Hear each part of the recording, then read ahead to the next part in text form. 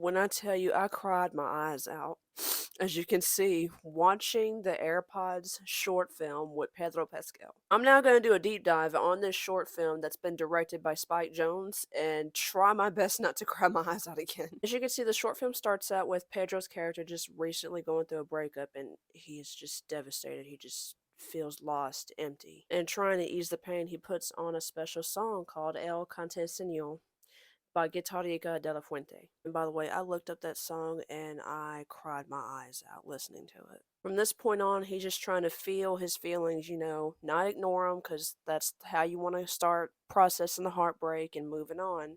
And everything around him just feels like shit. It just feels like hollow. Don't know where I'm gonna go from here. I don't know if I can move on. And as he's trying to get through this heartbreak and process his feelings, he sees someone across the street, in which it actually turns out to be a more healed version of himself. He's moved on, he's happy, he's laughing again. This version of himself turns on a more upbeat song, which is called Perfect by Sam I, featuring Trop Killers, Bia, and MC Pikachu. And the song matches so well with how he's feeling. He's feeling more free, more healed, more relieved. And of course, when he ends up passing a couple, he's then reminded of those feelings that he felt during that heartbreak and just feels so sad again. He starts to fall down a little bit. For a moment, he was feeling those old feelings from the heartbreak starting to surface again. But then he quickly picks his head back up and, he's just looking ahead in life, knowing there's better things. And what did he do after that?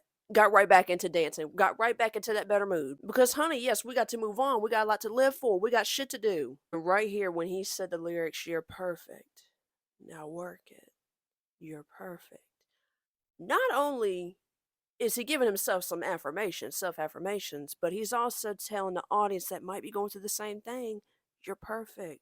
Now work it. You're perfect." And right here, sorry, I love this shot right here, just the color coordination. Anyways, right here, he then spots someone across the street, snaps back into awareness mode, and who does he see? The heartbroken version of himself, the older version of himself. And right here, he can see that the better version of himself is just giving that nod to him like, it's okay.